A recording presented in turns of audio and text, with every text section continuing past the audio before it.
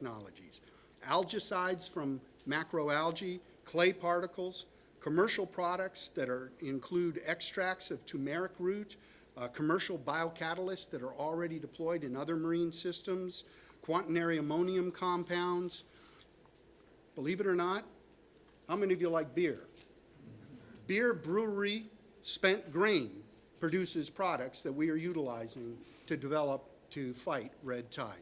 Oxidants that we're using that are encompassed within environmentally friendly polymers, cultured microbes, sort of probiotics to get rid of red tide, to help the ocean, robotic vessels that will actually harvest the red tide and convert it into fuel, nanotechnology, and LED UV technologies.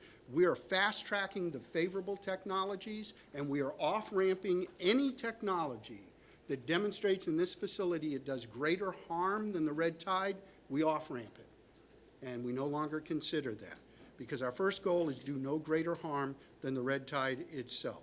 And we've completed a significant enhancement and redevelopment and expansion of the beach condition reporting system, which is critically important. As the governor said, many of our beaches are open while there is a red tide event in Southwest Florida. We need to make sure residents and tourists know that they can still come and enjoy this great environment, and that's what our beach condition reporting system does at visitbeaches.org. So many of these technologies are already moving into Tier 2 and Tier 3 testing, and we're receiving growing interest from around the state and the country for many other people to come here and do harmful algal bloom research for other kinds of harmful algal bloom.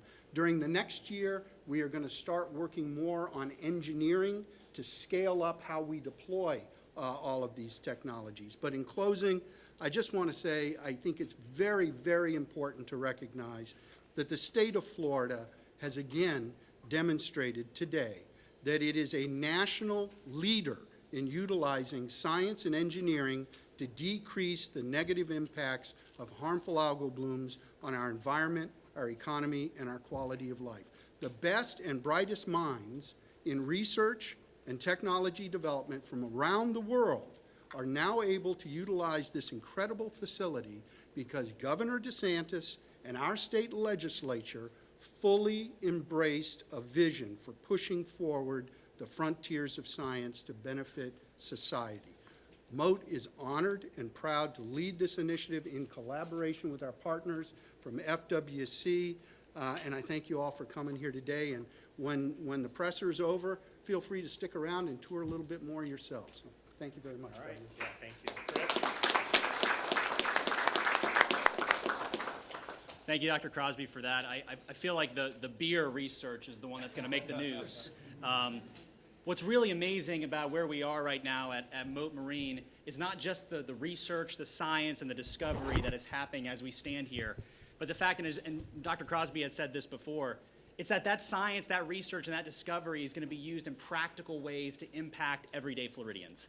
Whether you're a commercial fisherman or you're a recreational boater or you're just a Floridian who enjoys our waterways, we all have a vested interest, both personally and economically, in the health of our waterways. And what's happening here at Mote is going to allow us to expend the tools necessary when the research is complete to be able to mitigate and reduce the effects of red tide in our communities. You know, what's interesting about this is you look behind us, we have some of our state legislators here, State Representatives Buchanan, Robinson, Cheney, Senators Boyd, Congressman Buchanan. This is kind of our water quality A-team in the Florida House that continues to work on these issues every day. But I can tell you it would not be for the labor of love by former Senate President Bill Galvano, we probably would not be here today. The other blessings we have as Floridians is that as we continue to study, whether it's what's happening here at Mote or the red tide modeling that this legislature and this governor have funded at the University of South Florida, all of it will be part of a puzzle on how we combat red tide.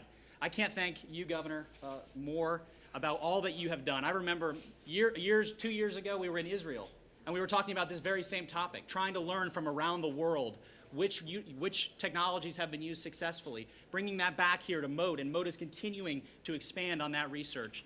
We have the most environmentally friendly governor in the history of the state of Florida, and we would not be making the strides we are making in our waterways but for his leadership. Governor, I'm grateful. Dr. Crosby, thank you for all you're doing. We can't wait to see the technologies that you'll discover. Great. Thank you, Governor. Mr. Speaker, Eric Sutton with the Florida Fish and Wildlife Conservation Commission.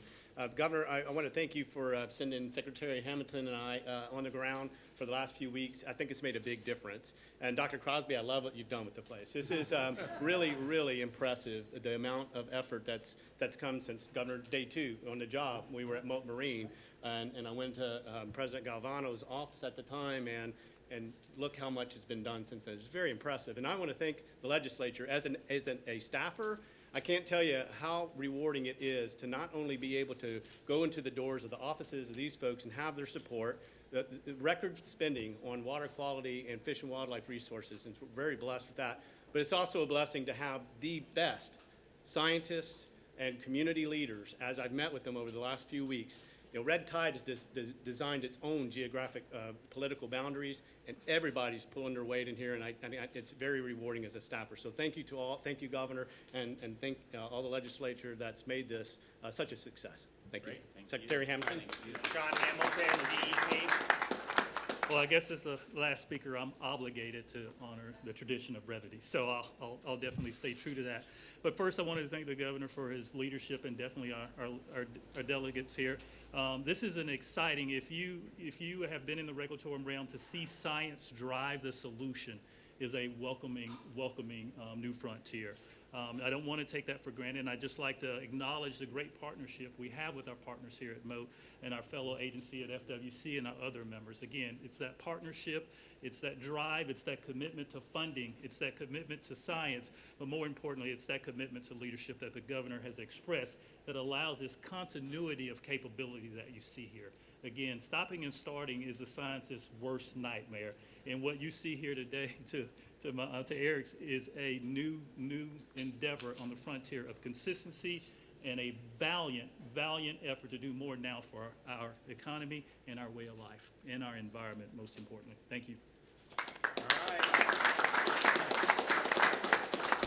Well, thanks, guys. I'm real excited. I think that we're going to get a lot of good results out of this, and I think like Dr. Crosby said, it's like, you know, you can sit there and just do pie in the sky research for the sake of it.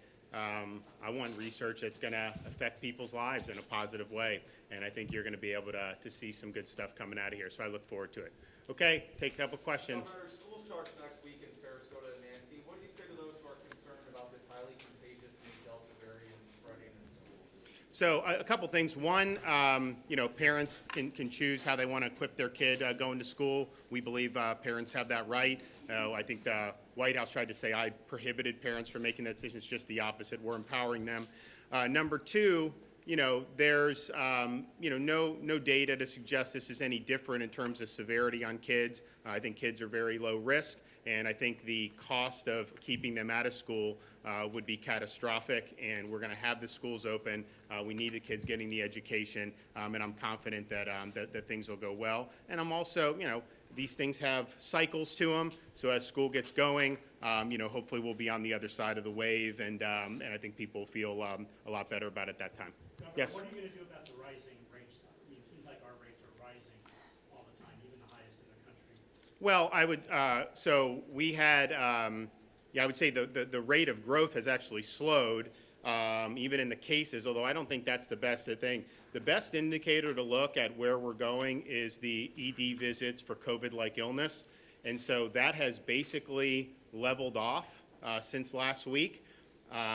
I'd like to see that go down. Once that starts going down, then the other indicators will follow. So we had really like and this is the same life cycle that you see repeated so many times. It's the same life cycle as last summer, which is our COVID season. It's the same life cycle you're going to see in the Midwest and the Northeast when the season changes.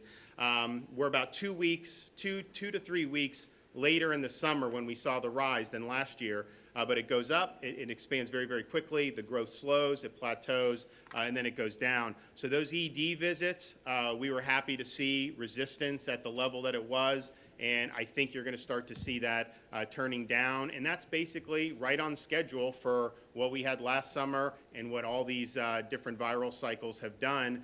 But one thing that I'm excited about or pleased about is we did seniors first on the vaccinations, and the reason was because 80+% of the mortality was in senior citizens for COVID.